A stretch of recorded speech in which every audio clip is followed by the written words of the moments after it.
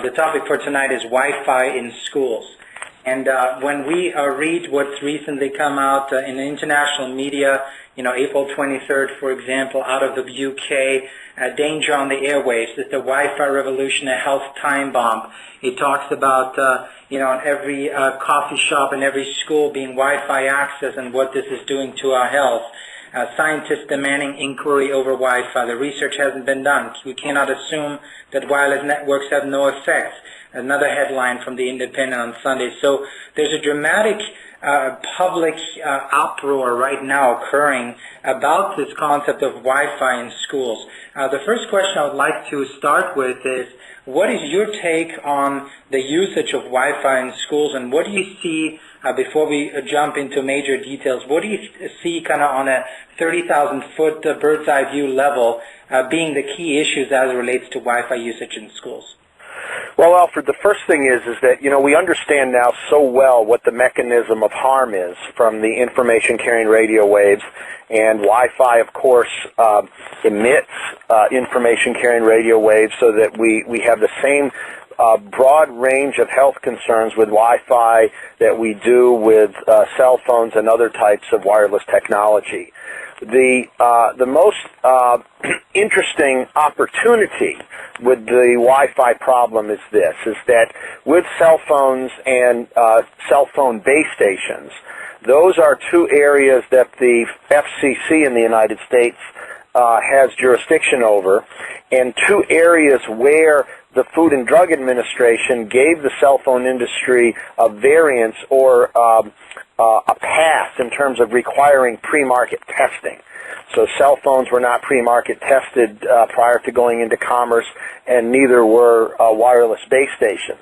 However, Wi-Fi is a different type of issue, because neither the FCC nor the FDA have taken jurisdiction over Wi-Fi, so that we really are in a situation where if parents in schools and if other concerned parties make a stand, there is no regulatory authority that will keep Wi-Fi from being tested. We made a huge mistake with cell phones by not testing them prior to market.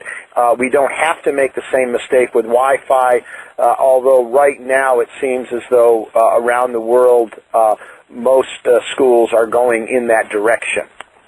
Well, let's talk a little bit about some of the conditions that we are suspecting or that we're seeing as a result of this wireless blanketing of many high school, university, and junior high school campuses across North America and the world.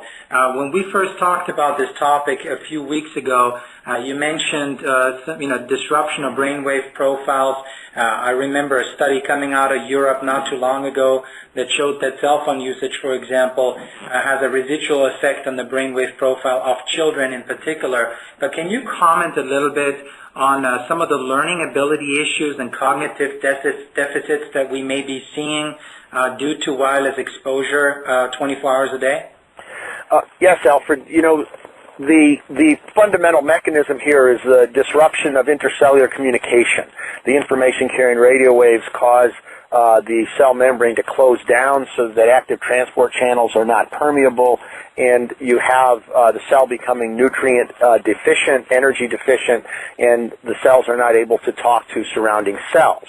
Now, if you take a closer look at that mechanism, that means that nerve cells, for example, are not able to talk to each other the way that they're supposed to be, and that has a direct impact on cognition, our ability to learn, young people's ability to learn, young people's ability to focus. And indeed, there are now a number of studies that have been done in laboratory animals that show that these information-carrying radio waves indeed impact the ability to learn, the ability to retain information. And interestingly, there are now studies that show that behavioral problems in children in schools are related to Wi-Fi. Meaning that you have not only cognition problems, but also disciplinary problems and other issues that are a direct result of the synapses not working the way they should in these young people. And that is where we are so concerned, because we're looking at a fundamental disruption of physiologic process. But when it comes to young people in school, we are talking about the future of our society, and we already know that with young people, they are more susceptible to the types of damage that we know come from the information-carrying radio waves. And the reason for that is simple, that up until about the age of 18 to 20, biological tissues, cells, are differentiating more than they are proliferating. In other words, they are changing, exposing a lot of DNA more than they are growing. That's why if you look at a picture of yourself, for example, when you were 12 years old, and compare it to a picture when you're 14 years old, you'll see a difference in the profile, a difference in the way the person looks. And that is because the cells are differentiating. They're changing as the child goes through his or her maturation process. And when you have cells that are differentiating more than they're proliferating, that means there's more exposed DNA. That means there's more opportunity for interference with DNA repair, and that is what actually puts these young people at far greater risk of health effects, learning problems, sleep disorders, behavioral disorders, all the way to autism, higher risk across the board. And that is why it is a tragedy in the making, with schools all around the world bringing in Wi-Fi and actually convincing the parents that this is an advance, that this is something that is good. A school with Wi-Fi is better than a school without Wi-Fi, and it is absolutely a tragedy. Well, it's very interesting, Dr. Carlo, that when listening to these different conditions that you're pointing out and the different kind of domino effects that we're seeing, that internationally this has really received a lot of exposure already and a lot of discussion.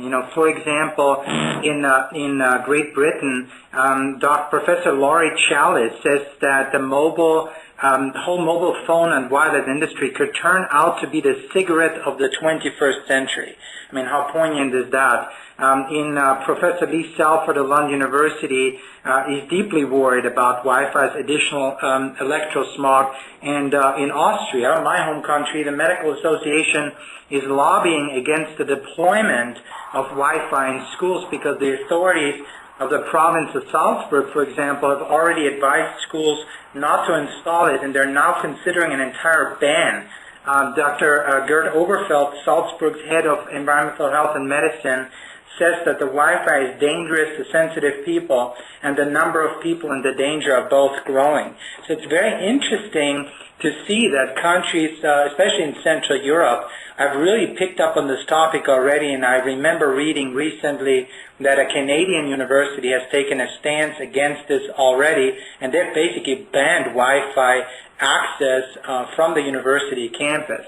Now, the question that I had for you was, knowing that we're exposed to so many stressors already, I mean, there is air pollution, there is water pollution, there is toxicity in food, there's a tremendous amount of stress already on us.